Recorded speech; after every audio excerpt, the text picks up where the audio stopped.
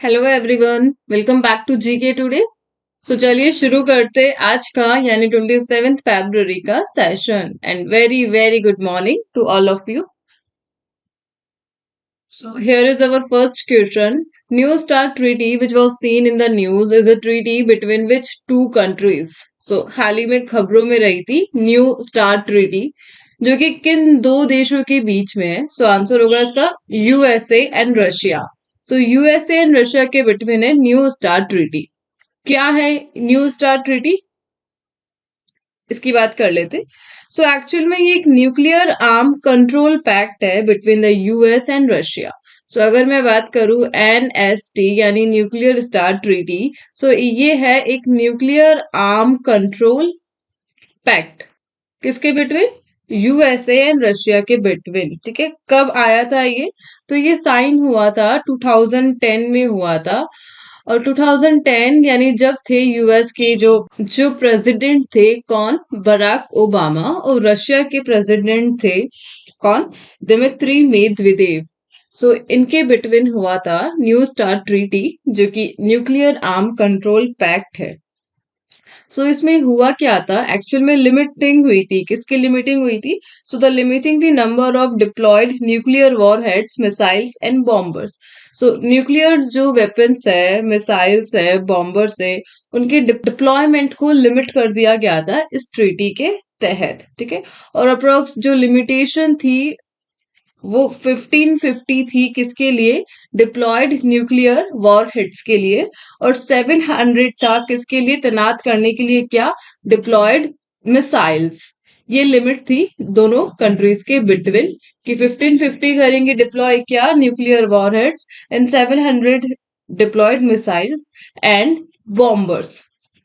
सो ये इस ट्रीटी में फिक्स किया गया था। ठीक है, सो अगर हम बात करें न्यूक्लियर डिसआर्मामेंट की नेगोशिएशन जो यूएसए और रशिया के बिटवीन हुआ था, इसकी शुरुआत हो चुकी थी पहले से ही। कब? 1985 में। यानी जब उस वक्त जब रशिया रशिया नहीं था, क्या था? यूएसएसआर था, यूनियन सोवियत यूनियन था यूएसएसआर। जब रशिया में क्या था? सोशलिस्ट स्टेट था। सो तब 1985 में यूएस एंड यूएसएसआर के बीच में न्यूक्लियर डिसआर्मामेंट नेगोशिएशन की बात हुई थी। और फाइनली इन 1991 में इन्होंने स्टार्ट कर दिया था क्या? Start agreement. ठीक है, तो सबसे पहले 1991 में आया था क्या? स्टार्ट एग्रीमेंट, जिसमें वही लिमिटेशन किया गया था। क्या? दोनों साइड्स के लिए लिमिटेशन थी कि 1600 तो वो यूज करेंगे strategic vehicles and 6000 war heads. So strategic vehicle और 600 वॉर हेड्स की लिमिटेशन लगा दी गई थी दोनों कंट्रीज के बिटवीन। और वो था स्टार्ट ट्रीटी के अंदर। और इसके बाद स्टार्ट यानी strategic arm reduction treaty agreement को अगेन न्यू स्टार्ट ट्रीटी के तौर पे शुरू किया गया 2010 में। इसके साथ अगर हम बात करें यूएसए और रशिया के रिलेशंस की, सो 1987 में इन्होंने एक चीज और साइन की थी, वो है आईएनएफ ट्रीटी यानी intermediate range nuclear force treaty, जो था पैक्ट किसके बिटवीन? यूएस एंड रशिया के, जो ऑब्लिक करता है टू कंट्रीज के between to eliminate all ground based missile of range between 500 and 5500 kilometre. So जितनी भी ग्राउंड बेस्ड मिसाइल्स है जिनकी रेंज है 500 से लेके 5500 किलोमीटर तक की, उनको एलिमिनेट किया गया इस ट्रीटी के तहत। कौन सी treaty? Intermediate range nuclear force treaty between US and Russia. लेकिन इन 2019, सो 2019 में यूएसए ने इस ट्रीटी को क्या कर दी थी? क्विट। ठीक है, सो यूएसए ने कर दी क्विट 2019 में। कौन सी ट्रीटी? आईएनएफ। और अब रशिया ने कर दी है क्विट। कौन सी ट्रीटी? न्यू स्टार्ट ट्रीटी यानी एनएसटी। सो हाल ही में जो रशिया के प्रेसिडेंट है कौन? व्लादिमीर पुतिन, उन्होंने अनाउंस किया है कि रशिया एनएसटी से क्या होगा? बाहर होगा, न्यूक्लियर आर्म कंट्रोल पैक्ट से अलग हो रहा है कौन? रशिया। सो ये खबर अभी न्यूज में थी। और इसके अलावा एक ट्रीटी और ध्यान रखना है, तो 1972 में हुई थी, कौन सी? Anti ballistic missile treaty. ये किसकी बिटवीन हुई थी? तो यूएसएसआर एंड यूएस, यानी 1991 से पहले रशिया रशिया नहीं था, क्या था? यूएसएसआर, यानी सोवियत यूनियन। तो तब हुआ था 1972 में सोवियत यूनियन और यूएस के बीच में एबीएमटी ट्रीटी, जिसमें लिमिटेशन थी कि मिसाइल डिफेंस सिस्टम का डेवलपमेंट में लिमिटेशन थी कि दोनों देश बहुत लिमिटेशन पे डेवलप करेंगे मिसाइल डिफेंस सिस्टम। और इसमें से भी यूएस ने विड्रॉल कर लिया था, कब? 2001 में। ठीक है, सो मेजरली ये यूएस और रशिया के बिटवीन जितनी भी ट्रीटीज थी उनकी हमने बात कर ली है। एनएसटी की बात कर ली है, आईएनएफ की बात कर ली है, स्टार्ट की बात कर ली है, और एबीएमटी की बात कर ली है, और साथ ही साथ कवर हो गया यूनियन, सोवियत यूनियन जो बना था अक्टूबर रिवॉल्यूशन के थ्रू 1917 में, और कोलैप्स हो गया था कब? 1991 में। एक सोशलिस्ट स्टेट था सोवियत यूनियन। आगे बढ़ते।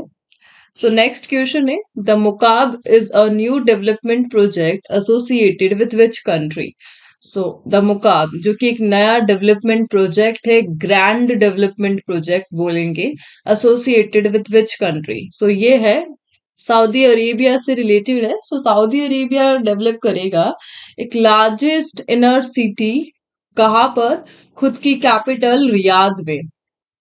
ठीक है, जो कि डिफरेंट थीम पर होगा ये डेवलपमेंट प्रोजेक्ट, यानी अलग अलग थीम्स को, कभी स्पेस दिख रहा है, कभी क्या दिख रहा है, यानी अलग अलग थीम पे बेस्ड होगा ये लार्जेस्ट इनर सिटी रियाद।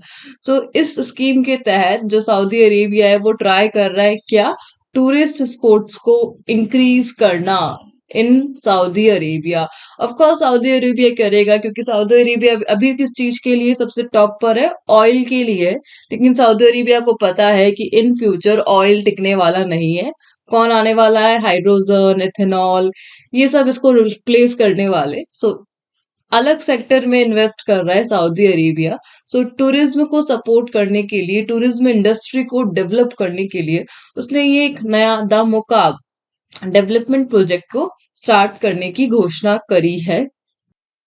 और इसी के साथ आप ध्यान रखना, सऊदी विजन, यानी जो सऊदी विजन है वो कब तक है? 2030 तक इसका लक्ष्य रखा गया है।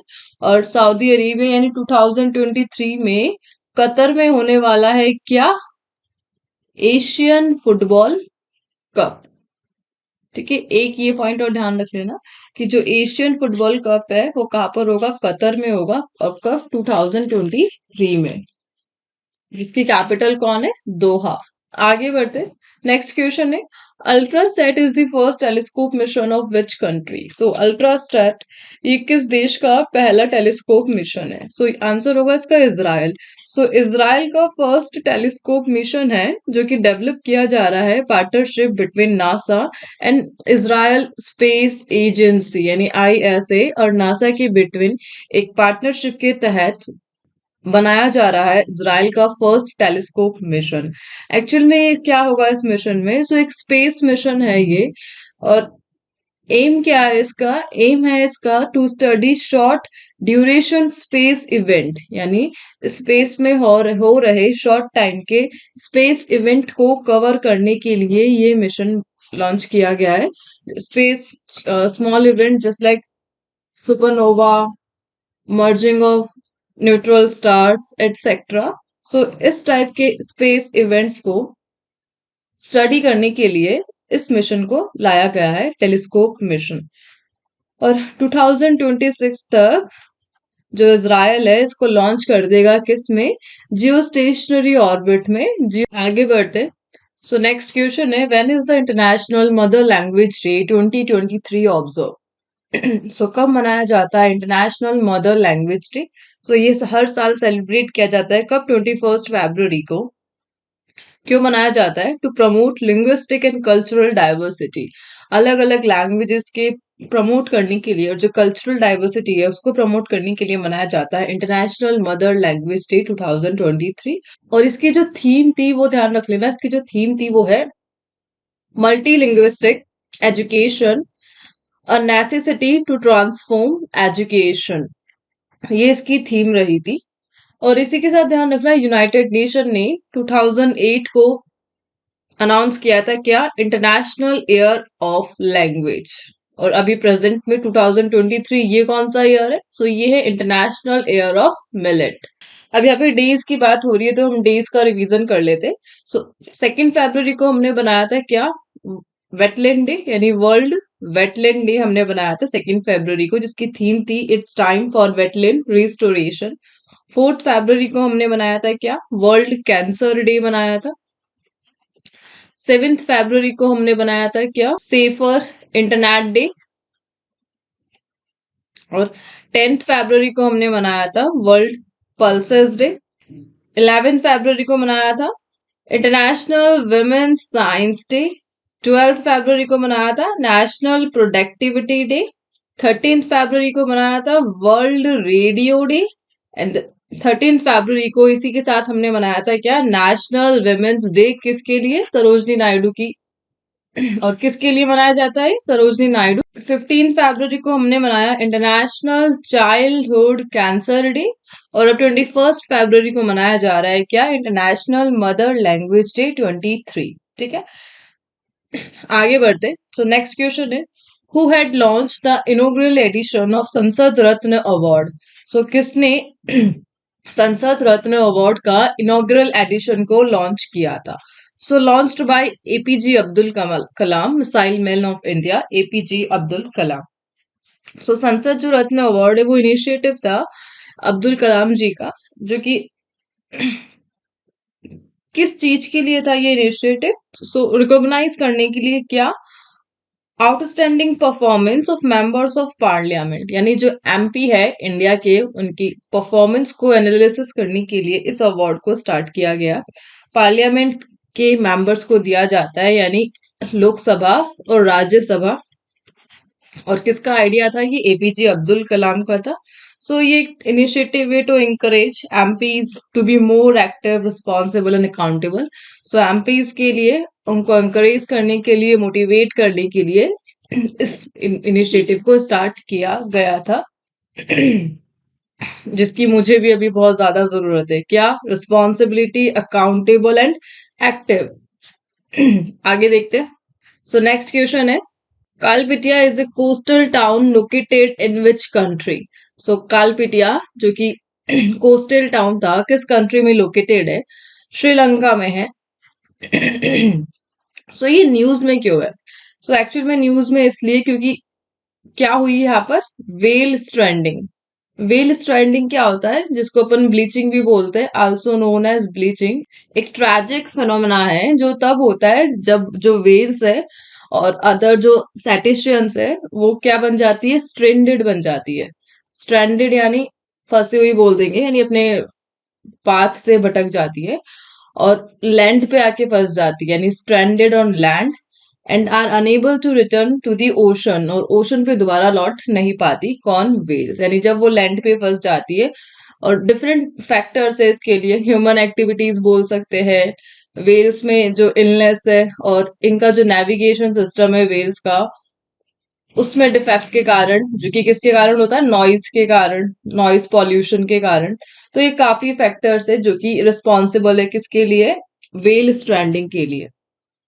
और इसी वजह से वेल्स क्या हो जाती है, डेथ हो जाती है उनकी, just because of stranded whales die due to the dehydration, over heating और इंजरी। यानी अगर वो स्ट्रैंडेड हो चुकी है लैंड पे, तो dehydration, over heating and injuring के कारण उनकी डेथ भी हो जाती है। और यही हुआ है अभी कहा, श्रीलंका में। यानी डेथ तो नहीं हुई है, लेकिन श्रीलंका में 14, श्रीलंका के कलपिटिया में वेल्स पाई गई है जो कि स्ट्रैंडेड वेल्स है, यानी लैंड पर है, फंसी हुई है, जो ओशन पे दोबारा नहीं जा सकती है। और इसी के साथ जो मेजर हॉटस्पॉट है वर्ल्ड में जहां पर देखी जाती है क्या, वेल्स स्ट्रैंडिंग, तो एक तो तस्मानिया है, न्यूजीलैंड है। सो ये मेजरली हॉटस्पॉट एरिया है जहां पर देखी जाती है क्या, वेल स्ट्रैंडिंग। आगे देखते। सो नेक्स्ट क्वेश्चन है, MASR act which was seen in the news is related to which field. So किस फील्ड से रिलेटेड है, कौन, AMASR एक्ट, सो ये है आर्कियोलॉजी। क्यों था ये न्यूज में इसलिए है क्योंकि AMASR एक्ट जो कि है Ancient Monument and Archaeological Sites and Remains act. ये कब आया था? 1958 में आया था। क्यों आया था? To protect and preserve India's ancient heritage site and monuments, यानी इंडिया के जो हेरिटेज साइट है और मॉन्यूमेंट्स है उनका प्रोटेक्शन और उनका प्रिजर्वेशन करने के लिए AMSAR एक्ट को 1958 में लॉन्च किया गया था। और हाल ही में एक बिल है, क्या अमेंडमेंट बिल, यानी आर्कियोलॉजी के लिए, यानी MASR एक्ट के लिए एक आया है अमेंडमेंट बिल। उसके लिए लेजिस्लेशन को प्रपोज किया गया है, किसमें? पार्लियामेंट में, to make several changes in AMASR act, यानी इसमें चेंजेस लाने के लिए लेजिस्लेशन पेश किया गया है अमेंडमेंट करने के लिए, किसमें? AMSAR एक्ट में, इसलिए ये अभी न्यूज में है। अच्छा, यहाँ पे आर्कियोलॉजी की बात हो रही है, तो मेजरली जो आर्कियोलॉजी डिपार्टमेंट है कौन है? GSI है, यानी GSI है, यानी ज्योग्राफिकल सर्वे ऑफ इंडिया है, जो कि उसका हेडक्वार्टर आपको कहाँ पे मिलेगा? कोलकाता में मिलेगा। और कौन है इसके DG? S राजू है, डॉक्टर S राजू, कोलकाता में हेडक्वार्टर है। और इसी के साथ किसके अंडर आता है? ये मिनिस्ट्री ऑफ कल्चर। और अदर डिपार्टमेंट में बताओ तो ASI यानी आर्कियोलॉजिकल सर्वे ऑफ इंडिया, इसका हेडक्वार्टर भी कहाँ पर है? कोलकाता में। ये आया था 1861 में, ये आया था 1851 में, 1861 में आया था।